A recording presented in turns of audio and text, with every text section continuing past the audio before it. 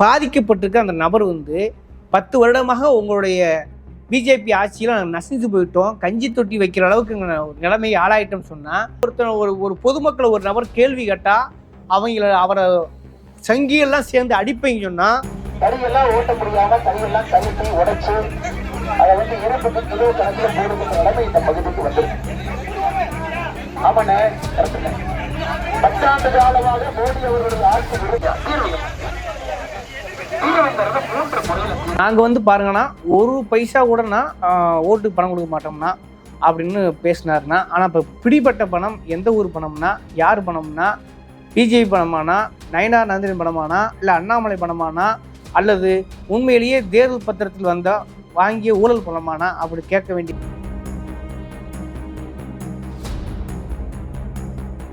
அண்ணாமலை அவர்கள் வழக்கம் போல் அவரோட வாய்ஸ் சவடால் இருக்குல்ல, சீமானுக்கு அடுத்து யார் வாய்ஸ் சவடால் வீரர்னு சொன்னால் அநேகமாக அண்ணாமலையாகத்தான் இருக்கிறார். அண்ணாமலை வந்து இப்போ ப்ரெஸ் மீட் கொடுத்துருக்காரு. ஒரு சதி வலையில் நயினார் நாகேந்திரன் அண்ணன் அவருடைய பெயர் சொல்லப்பட்டிருக்கிறது. எனக்கும் இதற்கும் எந்தவித சம்பந்தமும் இல்லை என்று நயினார் நாகேந்திரன் அவர்கள் சொல்லி இன்னைக்கு பார்த்தீங்கன்னா ஏன்னு இதை சொல்றேன்னா, திமுகவினர் யாரோ பணத்தை கொடுத்து விட்டு இவரை மாட்டி விட்டாங்க நயினார் நாகேந்திரனை. இதெல்லாம் சொல்றது கொஞ்சமாவது பொருந்த சொல்லணும், திருந்த சொல்லணும், சரியாக சொல்லணும், கொஞ்சமாவது நீங்க சொல்ற லாஜிக் இருக்கணும். ஒண்ணுமே இல்லையே ராஜா.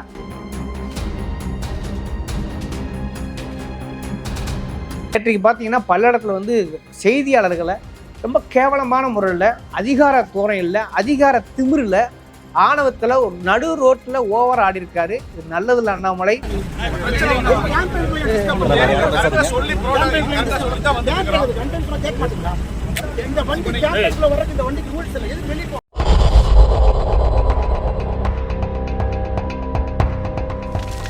வணக்கம், இது சொல் புதியது, நான் உணர்ந்தவன். இன்னைக்கு பார்க்கக்கூடிய ஒரு முக்கியமான அரசியல் நிகழ்வு.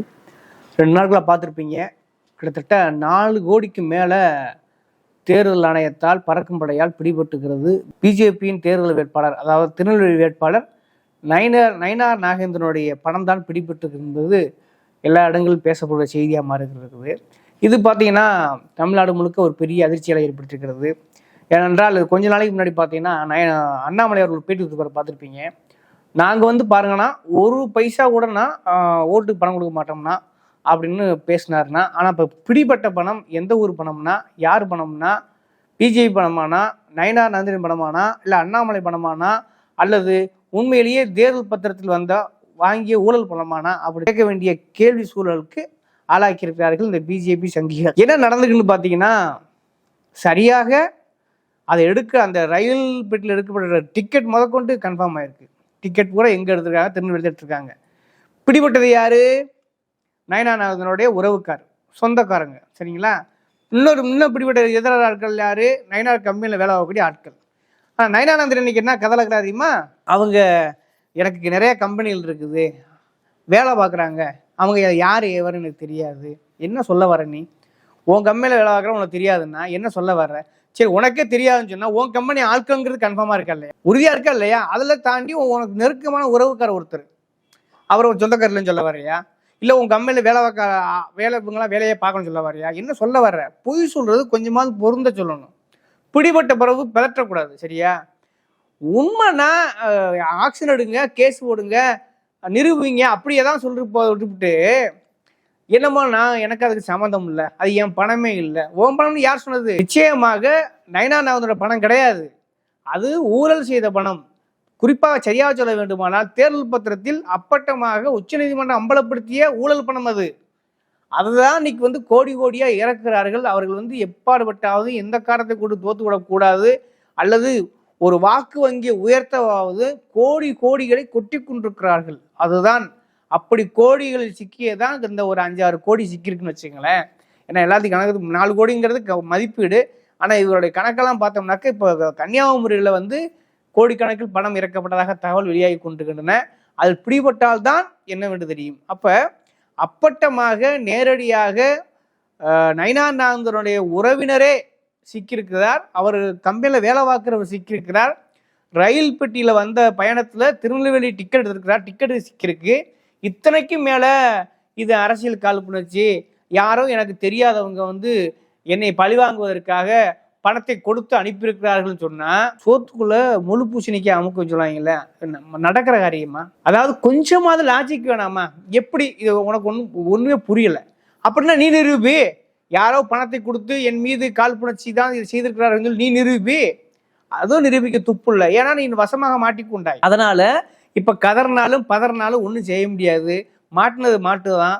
நிச்சயமாக ஊழல் நாங்கள் ஊழல் கட்சி இல்லை, நாங்கள் ஓட்டுக்கு பணம் கொடுக்க மாட்டோம், அத்தனை பித்தலாட்டமும் இப்பொழுது அம்பலப்பட்டிருக்கிறது. நயினார் நாகேந்திரன் அந்த ஊழல் முகம் கிழிந்து தொங்குகிறது. பிஜேபியின் லட்சணம் என்னவென்று தெரிகிறது. புரியுதுங்களா? அதாவது எப்படியாவது இவிஎம்எஸ்ல கை வைப்போம், ஓட்டு சதவீதத்தை கூட்டுவோம், முடியாத பட்சத்துக்கு பணத்தையும் கொட்டுவோம் அப்படிங்கிறதான் இந்த நயினார் நாகேந்திரன் பிடிபட்ட விஷயத்து தெரிகிறது. இன்னைக்கு பார்த்தீங்கன்னா ஏன்னு இதை சொல்றேன்னா, திமுகவினர் யாரோ பணத்தை கொடுத்து விட்டு இவரை மாட்டி விட்டாங்க நயினார் நாகேந்திரனை. இதெல்லாம் சொல்றது கொஞ்சமாவது பொருந்த சொல்லணும், திருந்த சொல்லணும், சரியாக சொல்லணும், கொஞ்சமாவது நீங்க சொல்ற லாஜிக் இருக்கணும். ஒண்ணுமே இல்லையே ராஜா. நயினார் நாகேந்திரன் ஒரு 4 கோடி 5 கோடி அதுவும் நயினார் நாகேந்திரனோட சொந்தக்காரனை கொடுத்து அவர் கம்பெனியில் வேலை வாங்குறவனை கொடுத்து மாட்டி விடுறாங்களாம். யாராலும் செய்ய முடியுமா? இது நம்புற மாதிரியா இருக்குது அப்படிங்கிற மாதிரி தான் இருக்குது. சரியா ஆழமாக சொல்ல போனா இதில் இன்னைக்கு குறிப்பாக அண்ணாமலை அவர்கள் வழக்கம் போல் அவரோட வாய்ஸ் சவடால் இருக்குல்ல, சீமானுக்கு அடுத்து யார் வாய்ஸ் சவடால் வீரர்னு சொன்னா அநேகமாக அண்ணாமலையாக தானே இருக்கிறார். அண்ணாமலை இப்போ ப்ரெஸ் மீட் கொடுத்துருக்காரு. என்ன சொல்லிருக்காருன்னா, ஒரு உண்மையை சொல்லியிருக்கார். ஆனால் அது அவர் காசு இல்லைன்னு சொல்லிட்டாங்கன்னா அதனால நம்ம ஒன்றும் சொல்றதுக்கு இல்லைனான்றாரு. போற போக்கில் இன்னொரு விஷயம் என்ன சொல்றாருனாக்க, சரியா கவனிங்க இந்த விஷயத்த, தவறு செய்திருந்தால் சம்மந்தப்பட்டிருந்தால் நடவடிக்கை எடுக்கணும்னா அப்படிங்கிறாரு. புரியுதுங்களா? ஒரு உண்மையை சொல்றாரு. அதாவது போற போக்குள்ளேயே இந்த ஆட்டுக்குட்டி அண்ணாமலை அவ்வப்போது கத்தி உண்மையை சொல்லி விடுகிறது. என்னவென்றால், ஆனா அது அவர் சம்மந்தப்பட்டிருந்தா நிரூபிக்கப்பட்டா தண்டனை வாங்கிட்டோம்னா அப்படின்றாரு. அப்ப என்ன அர்த்தம்? நயினார் நாகேந்திரன் மாட்டினா மாட்டட்டும் சொல்ல வர்றாரு. புரியுதுங்களா? அப்ப அண்ணாமலைக்கு யாராருதே பகன் தெரியல. சரியா சொல்ல வேண்டுமானால் நயினார் நாகேந்திரனை அண்ணாமலை மாட்டி விட்டு வேடிக்கை பார்க்கிறார் அப்படின்னு சொல்ல வேண்டியிருக்கிறது.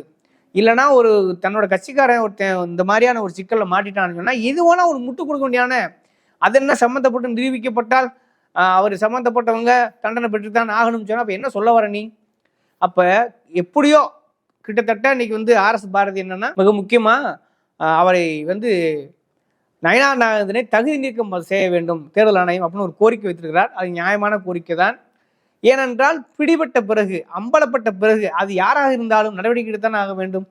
அப்ப நிச்சயமாக கூடிய விரைவில் இது நிரூபிக்கப்பட்டால், இதெல்லாம் நீதியின் பக்கம் நடந்தால், தேர்தல் ஆணையம் சார்பு இல்லாமல் பிஜேபிக்கு சாதகம் இல்லாமல் உண்மையாக நடந்து கொண்டால் தகுதி நீக்கம் செய்யப்படுகிறது என்பது எந்த குழப்பம் கிடையாது.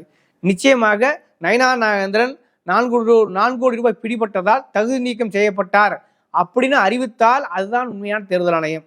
அதுதான் யாருக்கும் சார்பில்லாத தேர்தல் ஆணையம். அப்படி இல்லைன்னு வச்சுக்கங்களேன், நிச்சயமாக அது பிஜேபி கட்சியினால் நடத்தப்படுகிற இன்னொரு கிளை கழகம் மாதிரி செயல்பட்டக்கூடாது.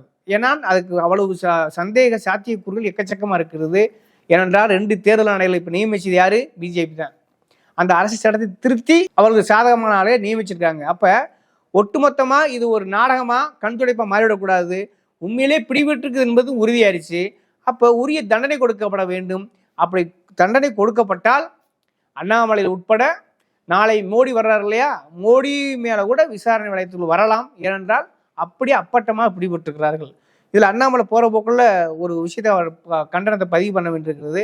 நேற்றைக்கு பார்த்தீங்கன்னா பல்லடத்தில் செய்தியாளர்களை ரொம்ப கேவலமான முறையில், அதிகார தோரணையில், அதிகார திமிரில், ஆணவத்தில் ஒரு நடு ரோட்டில் ஓவர் ஆடி இருக்காரு. இது நல்லதில்லை. அண்ணாமலை ஒன்ன மாதிரியான அரசியல் தலைவர்களை இதுவரை தமிழகம் கண்டதில்லை.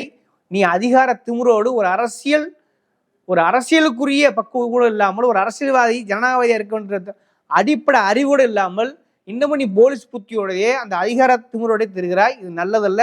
அது செய்தியாளரை போய் மிரட்டுற, உங்க ஓனருக்கு போன் போடான்னு கேட்குற, நீ எப்படி இங்கே வரலான்னு கேட்குற, அதை பார்த்த அருவருப்பாக இருக்கிறது. ஏன் செய்தி ஊடகங்கள், அதாவது என்ன சொல்றது, அவங்க வெறும் செய்தியாளர் இருக்காங்க, மேலே கார்பரேட் கம்பெனி மாதிரி ஊடகங்கள் இருக்குது, சொல்கிறாங்க, அவங்க செய்கிறாங்க. அவங்க என்ன துப்புனாலும் முகத்துளைச்சிக்கிட்டு திரும்ப திரும்ப போய் அந்த ஆள்கிட்ட போய் நிற்கிறாங்க. இது உண்மையில் சக ஊடகங்களாய் இதை நான் வன்மையாக கண்டுக்கிறேன். சக ஊடகவியலனாய் இதை நான் வெக்கப்படுகிறேன். என்ன செய்ய சொல்கிறீங்க? குறைஞ்சபட்சம் ஒரு சுயமரியாதை வேணாமா? ஆக அண்ணாமலை போன்ற ஒரு தற்கூறிகள் எல்லாம் இன்று பேட்டி எடுத்து அவர்களுடைய செய்தியில் போட வேண்டிய கட்டாயத்துக்கு இந்த ஊடகத்துறை ஆளாயிருக்கு என்று நினைக்கும் போது உண்மையிலேயே வெக்கமாகத்தான் இருக்கிறது. எது எப்படியோ அண்ணாமலை போன்ற போலி முகங்கள், அண்ணாமலை போன்ற போலி அரசியல்வாதிகள், அண்ணாமலை போன்ற அதிகார திமிரு பிடித்த அதிகாரிகள் இந்த அரசியல் களத்தை விட்டு அப்புறப்படுத்த வேண்டும். அப்படி என்றால் அவர்களை தேர்தல் களத்தில் தோற்கடிக்க வேண்டும். அதுதான் அவர்களுக்கு கொடுக்கக்கூடிய சரியான செருப்படியாக இருக்கும் என்று நான் ஒரு செய்தித்துறை ஊடகவியலானாய் நான் சொல்லிக்கொள்ள கடமைப்பட்டிருக்கிறேன். நயனா நாகேந்திரன் விஷயத்தில் அப்பட்டமாக வெளிப்பட்டிருக்கிறது. அவர் எவ்வளவு கோடி வாங்கியிருக்கிறார் என்றால் கணக்கு வழக்கெல்லாம் வெளிப்பட்டிருக்கிறார். கையும் களவுமாக பிடிபட்டிருக்கிறார். எப்படி நம்ம இங்க உள்ள ஈடியிலேயே அங்கித்துவார்ன்ற தூக்கி உள்ள போட்டோமோ அதே போல நயனா நாகேந்திரன் தகுதி நீக்கம் செய்ய வேண்டும். அதுதான் உண்மையான தேர்தல் ஆணையமாக இருக்கும். தமிழ்நாடு என்றாலே அது மற்ற மாநிலங்களுக்கு முன்னுதாரணமாக நடக்க வேண்டும். அப்படி முன்னுதாரணமாக நயனா நாகேந்திரனை தகுதி நீக்கம் செய்தால்தான் சரி என்று நினைக்கிறேன். நாளைக்கு மோடி வருவதாக ஒரு தகவல் வெளியாகிறது. ரோட் ஷோ பண்றாராம். இவங்க ஷோ காட்டுறதே இவங்களுடைய அரசியல் வாழ்க்கைங்கிறத திரும்ப வாயாலே வட சுட வரானுங்க. முக்கியமா இப்ப கரண்ட் இஷ்யூ என்னன்னா, பல இடத்துல வந்திருக்கு, கோயம்புத்தூர்ல நடந்திருக்கு. அதான் மேட்ரு. கோயம்புத்தூர்ல இந்த ஆட்டுக்குட்டி அண்ணாமலையை எப்படி தோல் உரிச்சு தொங்க வேண்டும், அதை தேர்தல் முடிஞ்ச அந்த வெற்றியிலேயே எப்படி பிரியாணி போட வேண்டும் என்பதற்கான பல கோபமூட்டும் விஷயங்களை இந்த சங்கிகள் செய்து கொண்டிருக்கிறார்கள். ஆக இந்த 10 வருஷமா பார்த்தீங்கன்னா அது கோயம்புத்தூர் குறிப்பாக பின்னல் தொழிற்சாலைகள் உள்ள ஒரு மிக முக்கியமான ஏரியா, பல ஜவுளி நிறுவனங்கள் உள்ள ஏரியா. அதில் ஜிஎஸ்டினால ஆல்ரெடி நொந்து நூலாகி போயிட்டாங்க. ஏகப்பட்ட பேர் பாதிக்கப்பட்டிருக்காங்க. அப்படி ஒரு குடிசை தொழில் மாதிரி அந்த பக்கம் அதிகமாக நடக்கக்கூடிய விசைத்தறி விஷயத்தில் பாதிக்கப்பட்டிருக்க அந்த நபர் 10 வருடமாக உங்களுடைய பிஜேபி ஆட்சியில் நாங்கள் நசிந்து போயிட்டோம், கஞ்சி தொட்டி வைக்கிற அளவுக்கு நிலைமையை ஆளாயிட்டோம்னு சொன்னால் அது இல்லைன்னு சொல்லு, அல்லது நீங்கள் சொல்கிறது பொய்ன்னு சொல்லு, உங்கள் டேட்டாவை எடுத்து சொல்லுங்கள். 10 வருஷத்துக்கு நாங்கள் விசைத்தறி தொழிலாளர்கள் அதை செஞ்சுன்னு சொல்ல வேண்டியானே, அல்லது ஜிஎஸ்டியில் நாங்கள் உங்களை சாதகனுக்கு சொல்ல வேண்டியதானே. அதை சொல்ற விட்டுட்டு ஒரு பொதுமக்களை ஒரு நபர் கேள்வி கேட்டா அவரை சங்கியெல்லாம் சேர்ந்து அடிப்பீங்க சொன்னா உங்களுடைய திமிருக்கு, உங்களுடைய ஆணவத்திற்கு, உங்களுடைய வாய்க்கொழுப்பிற்கு, உங்களுடைய அராஜகத்திற்கு நிச்சயமாக மக்கள் முடிவு கட்ட போகிறார்கள். இதெல்லாம் நல்லதில்லை. அதுவும் தமிழ்நாட்டில் ஒரு நபர் மேலே கை வைக்கிறீங்க, சங்கியில் சேர்ந்து கை வைக்கிறீங்கன்னா இது நல்லதே கிடையாது. நிச்சயமாக இது இந்தியா முழுக்க எதிரொலிக்க போகிறது. உங்களுக்கு சரியான ஆப்பு ரெடி ஆகிக்கிட்டு இருக்கு. நீங்க இவிஎம் மிஷினை வச்சு நீங்க எப்படி ஜெயிக்கலாம் நினைக்கிறீங்க? அது ஒருபோதும் நடக்காது. நிச்சயமாக பகிரங்கமாக அண்ணாமலையால் மன்னிப்பு கேட்கணும். அந்த நபர்கிட்ட தனி மனித அடிப்படையில் நம்ம மன்னிப்பு கேட்கணும். அவர் எந்த கட்சியும் சேராதவர், ஒரு பொது மனிதர். அவர் கேட்கக்கூடிய கேள்விக்கு பதில் சொல்லு, அல்லது இப்படி நாங்கள் இந்த சாதனை செஞ்சிருக்கோம்னு சொல்றதுக்கு, நேர்மையா சொல்றதுக்கு, உண்மையா சொல்றதுக்கு துப்பு இல்லை. கொஞ்சம் கூட ஆளு சங்கியில் அதிகமாக இருக்குன்றிருக்கேன். ஒரு தனிநபர் அடிக்கிறீங்க. இது வன்மையாக கண்டிக்கத்தக்கது. இது நிச்சயமாக நல்லதல்ல. இது குறிப்பாக பாஜக எல்லை மீறி கொண்டிருக்கிறது. இதை தயவு செய்து கூர்மையாக தமிழக மக்கள் கவனிக்க வேண்டும். இந்த மாதிரியான போலிகளை, குறிப்பாக சங்கிகளை, பாஜகவினரை தொடர்ந்து அப்புறப்படுத்த வேண்டும். அதில் உண்மையான அக்கறையும் ஆர்வம் காட்டும் பட்சத்தில் தான் தமிழ்நாடு தனித்துவமாக இருக்கிறது, அது ஒரு முற்போக்கு மாநிலமாக இருக்கிறது, சமூக நீதி மாநிலமாக இருக்கிறது, அது இந்தியாவுக்கு வழிகாட்ட வல்லது என்பதை திரும்ப ஒரு முறை 2024 நிரூபிக்க வேண்டிய கட்டாயம் இருக்கிறது. தொடர்ந்து தோழிருப்போம். நன்றி, வணக்கம்.